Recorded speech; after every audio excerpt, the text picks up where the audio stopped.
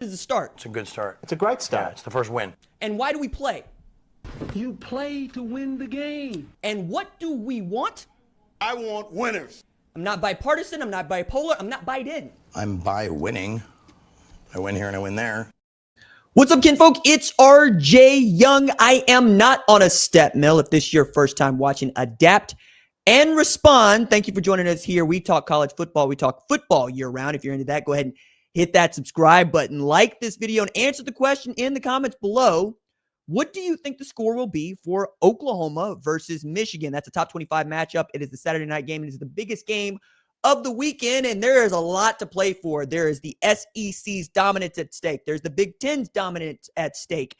Oklahoma is playing a team that won the national championship just 2 years ago, and Sharon Moore is returning to his alma mater as a head coach at the winningest program in the history of the sport. All while Oklahoma is trying to claw its way back into the national championship conversation after having rented a room, the college football playoff, basically from 2015 to 2020, or 2019, not 2020, to 2019. Oklahoma has been trying to claw at getting back to the playoff. And in the 12-team format, you would expect a program like Oklahoma with its history to be a shoe-in. But now we're looking at teams like Indiana and Boise State getting into the 12-team playoff before teams like Oklahoma or even USC, who's never been there, or Wisconsin, who's never been there. Programs that we thought would be there just because they've been top 12 programs in the past have been looking up and seeing people that have outspent them and out-recruited them and outplayed them. Oklahoma's looking up at Texas, who is a top 10 program, even after having a 7-point loss to Ohio State. I think that's a little too far down for them at 7, but that's another discussion that we're going to have a little bit later on in the week. I wanted to talk about Dion Burks and Oklahoma and Michigan because I think this is interesting. Anytime we have a player who has made it personal, I always want to know why.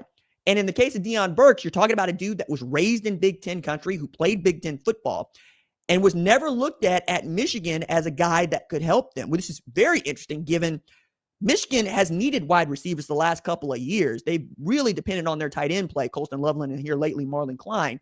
But you really got to take it back to Roman Wilson for the last time that you had a really great wide receiver at the University of Michigan.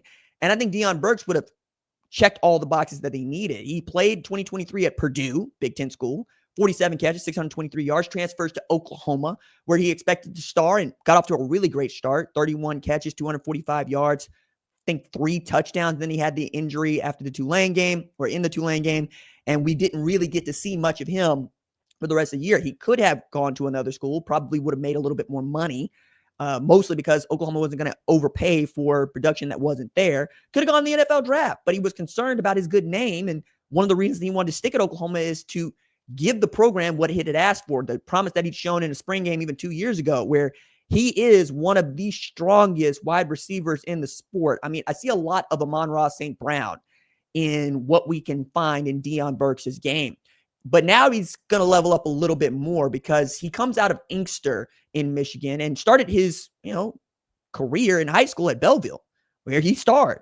And at the time, there was an 8th grader who was coming into Belleville that everybody knew about playing quarterback named Bryce Underwood. And he never actually got recruited to the University of Michigan. Growing up between Detroit and Ann Arbor, you want to get the offer, if nothing else. And you would like to think that in a state like Michigan, you would have the run of whomever it is that you want to go get, especially if they're productive. And Dion Burks thought that he was overlooked, and I think that he's got a point here. But also, you get an opportunity to prove something against the team that did not recruit you and who was down the street. And they made this switch for Bryce Underwood. It's not that Bryce Underwood never had the offer from Michigan. That's what I'm saying. I'm saying that they pushed hard for him to flip him from LSU because they understood this is the number 1 quarterback in the 2025 class, and we frankly are not very good at quarterback. If he shows up and can play right away, we might be in some high cotton, and they are. He showed up against New Mexico, 251 yards. He was throwing dimes and darts. He's got the moxie. We think that he can be great. I think the comp for Michigan fans, they want to believe in winning the national championship this year, is Trevor Lawrence at Clemson.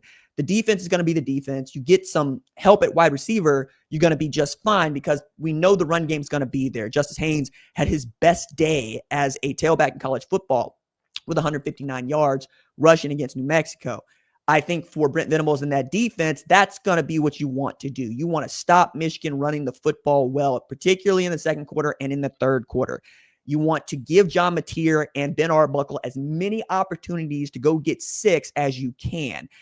What's interesting about the way Michigan plays football, though, is they're not very good from playing from behind, which means they want to keep the game low scoring, which means they're going to eke out the clock when they can, running the football and taking up as much of that play clock as they can when they have the ball. It's not always in Oklahoma's interest to score quickly, and that's what an offense with air raid principles like Ben Arbuckle is probably going to do.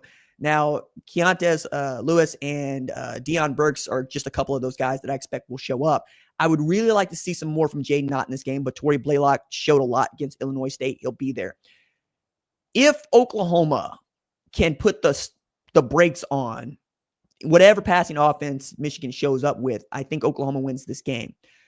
But knowing that you got a guy like Dion Burks and what he can do, not just as a wide receiver deep, but running end arounds and really in one-on-one matchups, get him as many opportunities as you can against what you know is not the best DB on that defense and let him go to work. That Michigan front seven is going to be nasty. They are particularly nasty at defensive end. They can rotate in. That is where the game is going to be won and lost for Oklahoma. Can you protect John Mateer long enough for him to get the ball out, or can he make plays out of structure for you? And in those plays out of structure, is Dion Burks going to be running free with his hand up? That's the one thing you don't want if you are a Michigan fan. I'm taking a look at this from the high view as well, going, could Dion Burks and or Justice Haynes, for that matter, put enough on film that they vault into the first round? Because you're going to look at this game and others as really good tape for the NFL. They're not going to watch Illinois State. They're not going to watch much of New Mexico. They're going to watch Oklahoma, and when they get an SEC play, Oklahoma versus the rest of their ranked opponents who are all really good. And then Michigan, as they get closer and closer to playing class football teams, you're going to look at what Justice Haynes is able to do there too. Derek Moore is the guy to watch for Michigan's defensive line. That dude's a monster. Oklahoma's going to have a hard time blocking him, but if you can match him up one-on-ones, you're going to be okay. For Michigan, it is as simple as what they've been doing the last 5 years, frankly, just blocking out the noise. There's going to be a lot of talk around Sharon Moore and his homecoming, right? Having been a part of the 2006, 2007 Big 12 championship teams, backing up Duke Robinson and being on a team with Sam Bradford, DeMarco Murray, among others, Trent Williams. And there's going to be a lot of conversation around what this game is going to mean for the SEC, who has not won the national championship the last 2 years or even featured in it the last couple of years. And Oklahoma's addition was supposed to make it stronger. And I think on the whole, that's true. Football, though, it's left a lot to be desired. Oklahoma is 2-6 against SEC opponents. And in a game like this one, that is a huge non-conference battle that many have been looking forward to for some time. The game being in Norman, you got to win it if you're Oklahoma. You do. This is going to help get Brent Venables off the slate. Like, even right now, as I'm checking in on the odds for the first coach to be fired in the Power Four, Brent Pry's getting the best odds at 5-1, according to our friends at Bet Online. Brent Brennan's getting 7-1. Sam Pittman's getting 8-1. Deshaun Foster's getting 8-1. Scott Satterfield's getting 9-1. Hugh Freed's still getting 12-1. You got to go a little bit now before you get to Brent Venables. That wasn't always going to be the case. And I think the way in which they started against Illinois State is reflective of that. I don't expect that to change much if they lose to Michigan, because Michigan is a top 25 program. For me, it's one of the 15 best programs in the country, even with a true freshman at quarterback. But I would really like to see those odds get near to Lincoln Riley. Like, he's 16-1, Brent Venables right now, which is not, I mean, that's better than what it was the week before last, whereas, say, Lincoln Riley's at 20-1. And Kalen DeBoer is at 20-1, which is about where you would like to be if you're Venables. You want to get off of the hot seat completely and into a place where people are willing to tolerate you and be patient. And I think that flips completely with a resounding win against Michigan at home under the lights. We'll see if Oklahoma can come up with the goods.